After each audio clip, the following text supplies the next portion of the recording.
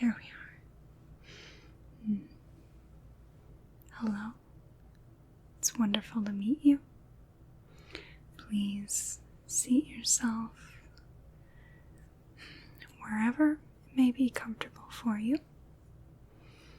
I know it's a little cramped in here, isn't it? It was really the only space that we could talk, just you and I. So, I apologize. I just had to make this closet work, I suppose. I promise in the future there will be much better meeting places. Now, let me see here. So, you just get yourself comfortable there. And I'll just have to get my ledger here. And we will see what is in store for you. Now, excuse my manners. I suppose it is rather odd to be seated in a very small space with someone you've never met before. I apologize for that. However, there are much more important things at stake, so we will just have to save that for later. Now, let's see.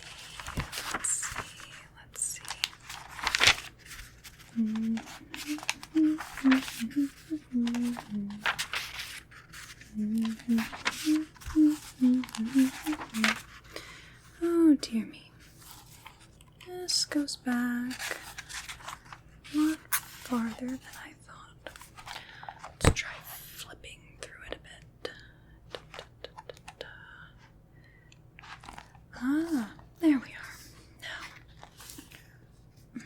Now, questions for later. Now, this is a intake interview for your recruitment into the Bureau of the Occult.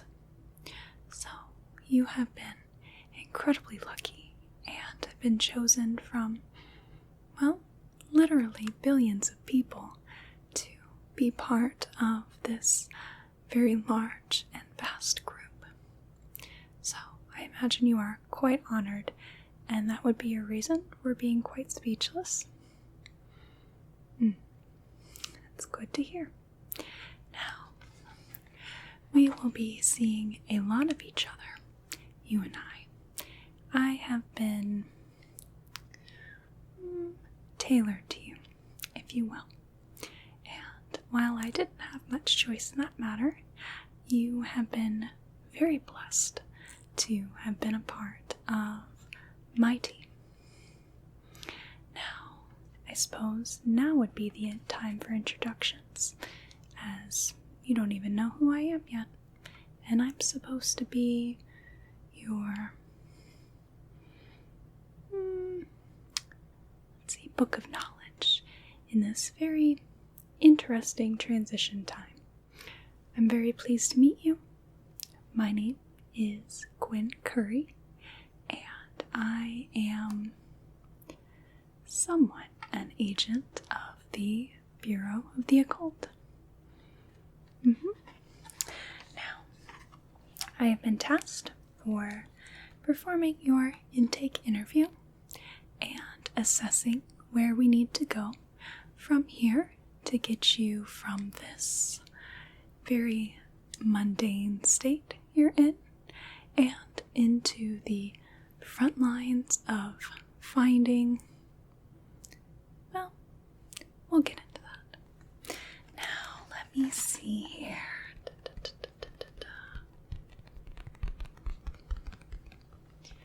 In my very professional ledger here, with all the information of my applicants, I've got you at the very back.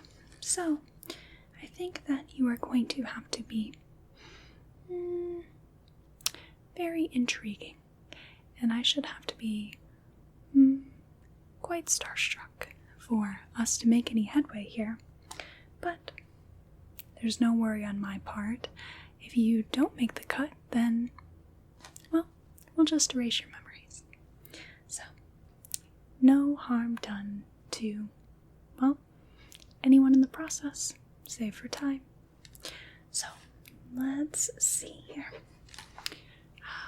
Questions for later, my darling. Let's begin. Do you know why you've been recruited to the Bureau of the Occult?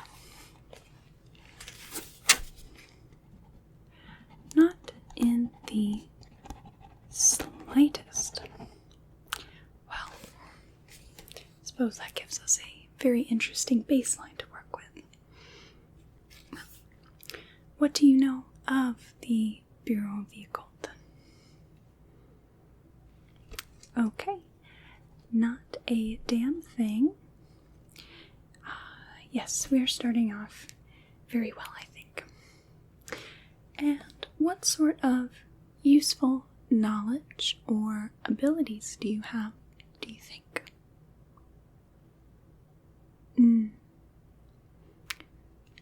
Okay. Not for you, I don't. Interesting. Okay. And how do you think the Bureau of the Occult could benefit from your membership? Okay. Get stuffed. Peach Lady. Actually, this is a lot more pleasant than most of my encounters, so really it's not that big of a deal. And what are your feelings on the paranormal?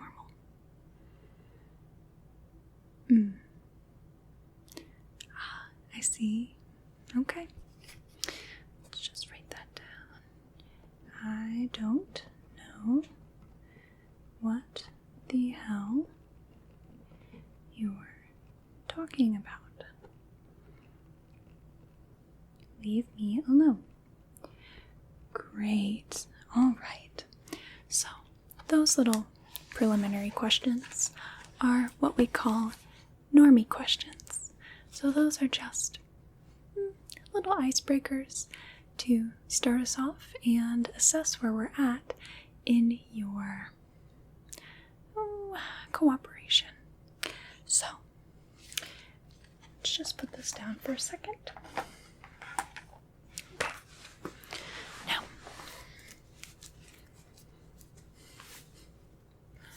alright, if I could just ask you to take a deep breath in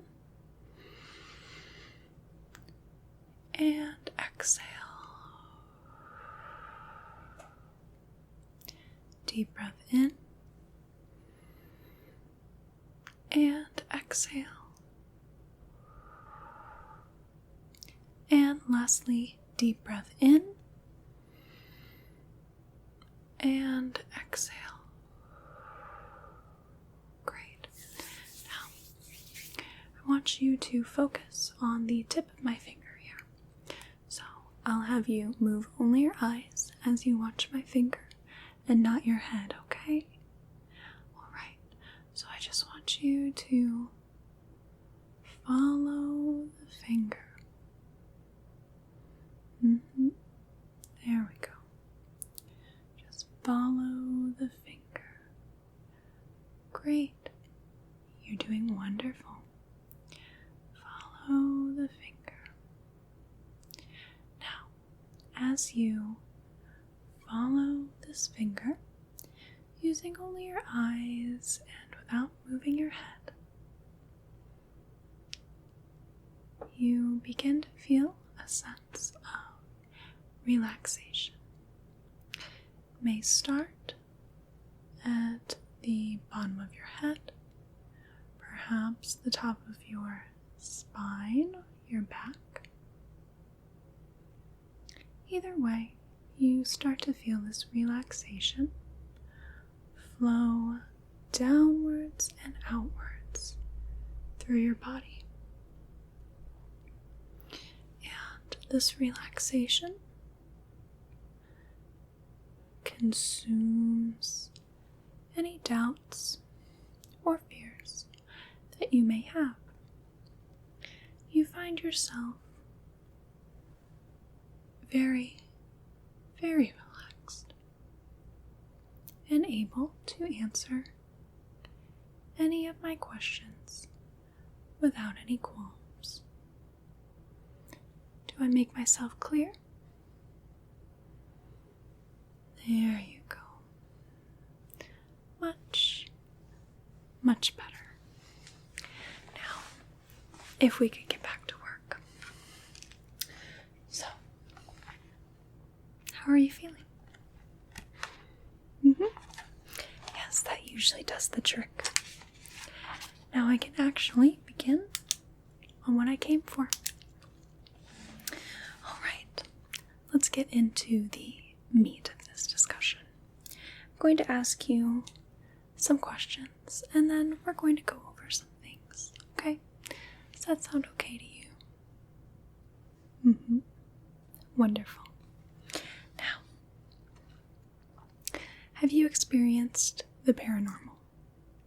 Whether this is paranormal events or seeing paranormal creatures, witnessing any sort of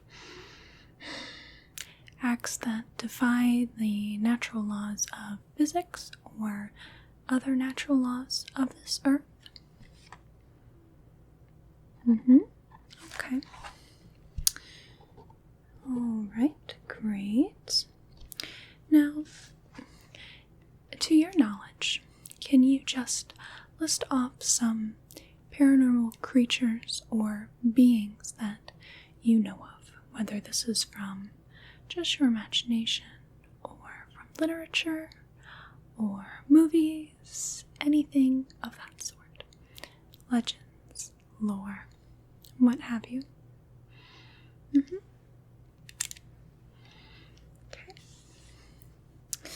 Good.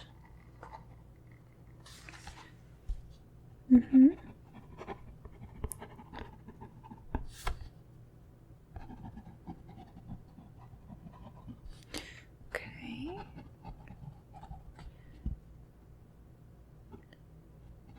Alright, so yes, that's quite common there for what you've listed. I mean, a little on the more unimaginative side, but that just gives us a good baseline to see where we can go from there. Now, do you have any combat experience? Close range, from afar, anything of that sort?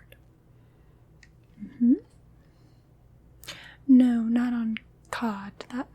That doesn't really quite work for this. Well, alright then anyway. COD. Now, which COD is that? COD Blops 2. We'll have to revisit that. Okay. And do you have any weapon experience besides COD Blops 2?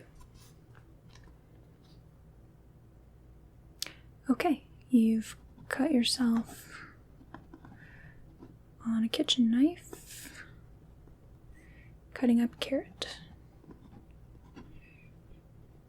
Okay, I appreciate the honesty.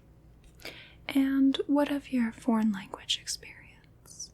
Do you speak any other languages than what we're currently speaking, or do you have any sort of foothold on any language other than your own? Okay. Alright, and can you read? Okay, that's good. You would be surprised how many no's I get to that one. What is your physical strength? What can you do very well?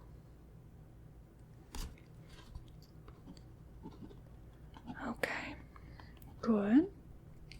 And what would you say your mental strength is? Wonderful. And spiritual strength? This doesn't necessarily mean religious. Okay. Good. And what are your greatest fears?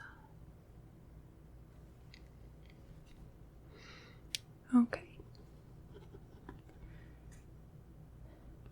Snakes, the dentist, and the unknown. Yep, quite common. And what are your greatest hopes, would you say? Okay, wonderful. Good to hear. And what is your shirt size? Okay, great. Okay. I have some little, not license, but, sort of fan club shirts for the Bureau that I like to hand out. Okay, so, just looking at the results from here, see we have an interesting baseline, but I've seen worse. So, from here, I'd like to kind of tell you a little bit about what exactly we're looking for in our finished product. So everyone is essentially a shapeless piece of clay when they come to us at first. They're not really sure what they should be doing, what their strengths are, their weaknesses, but we are able to mold and shape that clay into something we like to think is quite great. So, the ideal qualities of an agent would be endurance, resolve, candor, abstract thinking, perseverance, persistence, wonder, adventure, mental strength, spiritual strength, selflessness, and humility. Now, in our little organization, we're not necessarily looking for physical strength or genius or loyalty necessarily. You can get into some dangerous spots when you are loyal to one particular person or branch of the organization. So, not necessarily a deal breaker. We're not looking for overzealousness or even naivete. So, when you are in the Bureau here, our main job is to track down, capture, resolve any conflicts between paranormal, unnatural, supernatural creatures, beings, events of this and other worlds. So, for example, we deal with vampires and lycanthropes, elves, witches, warlocks, the fae, poltergeists, demons, spirits, elementals, dwarves, dragons, and one-offs, which not all of these beings belong to this dimension, which sounds a little odd to a casual such as yourself. However, it'll be a little more clear when we discuss exactly what we mean by that. So, this is a little bit above your pay grade at the moment, but I just want you to be aware of currently our top 10 list of most wanted paranormal beings. Now, we'll start with number 10. Number 10 would be Guillermo. Guillermo is a lycanthrope that is particularly troublesome, mostly during the full moon phases, of course.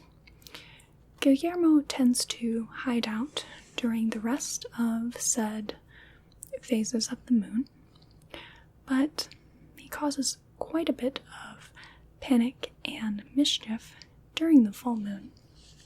So, we've been trying to quell that one for a while. Number 9 is the Witch Saoirse, of which she is a witch, of course. Witch Saoirse has gone by many names over a long period of time, but she tends to interact with just normal human beings, which is a big no-no. We do not want any supernatural creatures to interact with the public. It really creates panic and hysteria and a lot of issues for us if things go wrong. And she has made things go quite wrong before. Number 8 is a very perverse vampire named Stavin. Stavin just is too horny for his own good, and that has been a problem. He copulates with a lot of things that he really should not. Not that he doesn't ask for consent, that's not the problem. It's just he screws everything. It's really quite troublesome. You wouldn't believe how many times we've gotten a lead on something from an informant, and then he screws them, and then they stop helping us. It's a pain in the ass. Damn it, stop it. Why didn't he call me back? God. Number 7 are the Ladies of the Lake. Ladies of the Lake are unfortunate to catch because they literally can live in any body of water. They are elemental beings and they like to drown people. They're having a very good time now, seeing as a lot of people are swimming and whatnot, but we can't have her drowning everyone that goes to the beach. So we've been keeping an eye on these Ladies of the Lake and trying in vain to capture them. Number 6 is a being of unknown origin, although our sources tend to say that she perhaps is a vampire. She is a being that we think is named Jenna. And Jenna has been very erratic, if you will. We think she knows that she's being investigated, but it's really hard to say.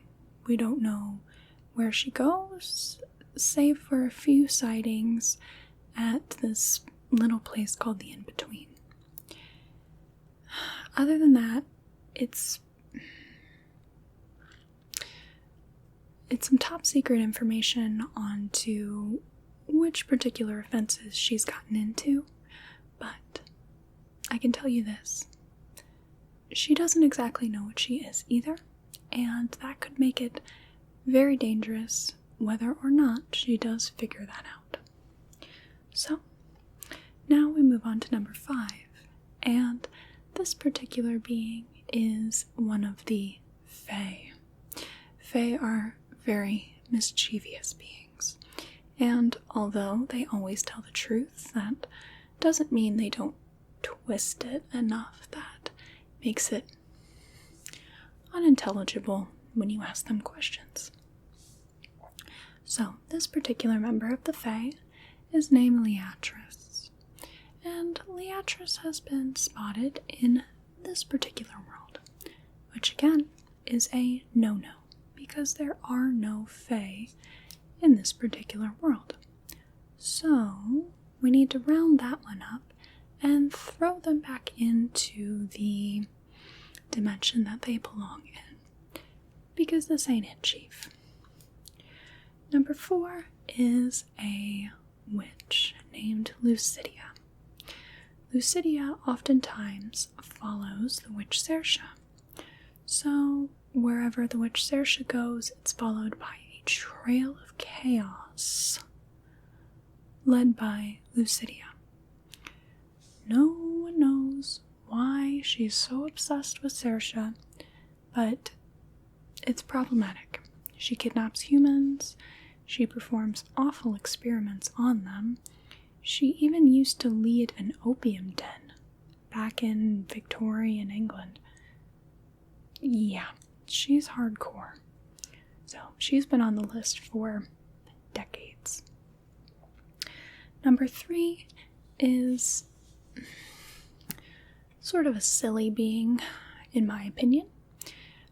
They go by the name the Dark Warlock, or as I like to affectionately call them, the Doorlock. And their name seems somewhat redundant. Dark Warlock, I mean, groundbreaking, right? But in any case, they like to mix a lot of potions and do a lot of spells for a lot of mundane people, which, again, no. But their favorite thing seems to be money, and the mundanes they cater to have a lot of it. So we need to put a stop to the Doorlock before they seriously hurt someone. Number 2 is a one-off, which means, as far as we know, they're the only one of their kind. And this is called the Lurch. The Lurch, back about 6 or 7 months ago, murdered one of our agents,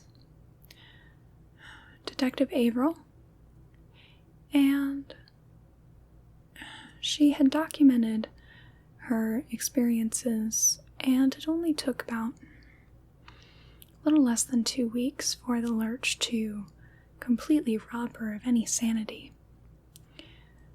It's hard to say what the Lurch looks like, but supposedly it has very long limbs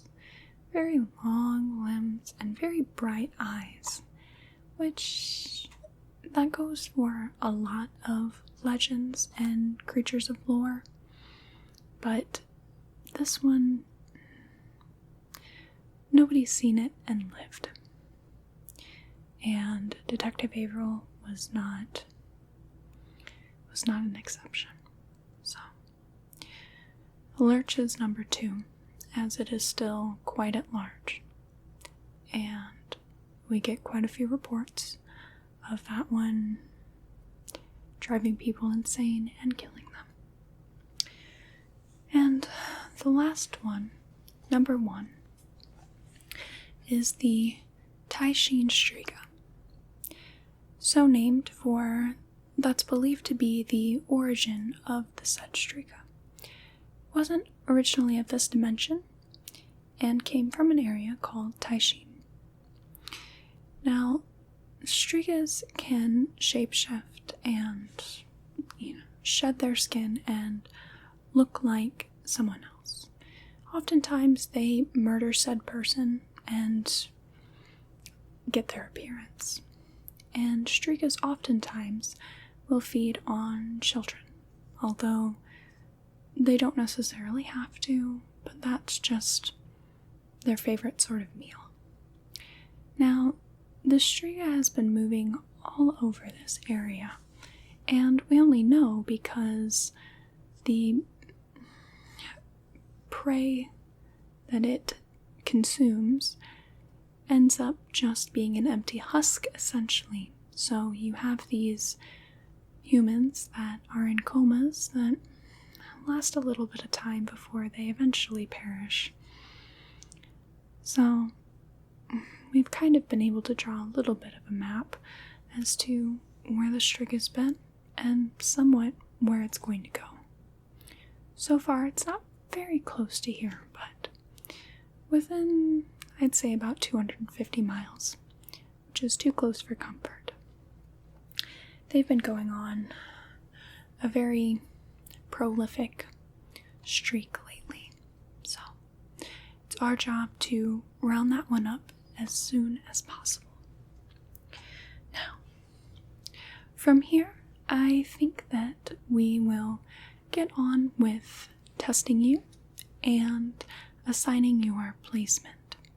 So, the Bureau of the Occult likes to perform certain tests such as phrenology or palmistry or even aura readings to gain a sort of hold on the kind of person that you can be, not necessarily what you are. Now, as far as your placement goes, I do hear that if your interview was successful, of which so far it seems to be, you had been shortlisted for being an agent on the front line. Must be pretty nice being shortlisted for an agent on the front line. So, you've already been given a code name. Now, only agents on the front line get code names. I haven't, but you have been given the code name Agent Crow. So, I hope that that fits you quite well and you're quite pleased with that, because that's the one you get. So, from here, you will need to read everything you can about the paranormal. I want you to train physically as much as you can to help get yourself an edge. I want you to investigate as much as possible into different odd events around this area. See if you can sort of garner a little bit of perception about what we're doing. And finally, as the Bureau likes to say, always check behind you and keep moving forward.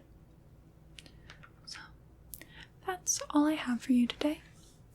Now, it's gotten quite hot and sweaty in this closet, so I imagine we both would like to get out of here as soon as possible. So, I believe that so far the interview seems to have been successful enough that we can move you along. But if anything changes, well, you won't even know. So, I will let you go, and we'll be meeting shortly. Okay? It's a very pleasant experience meeting you, and I hope we have continued pleasant experiences from this point onward. Remember, my name is Quinn Curry, and I hope to see you again very soon. Goodbye.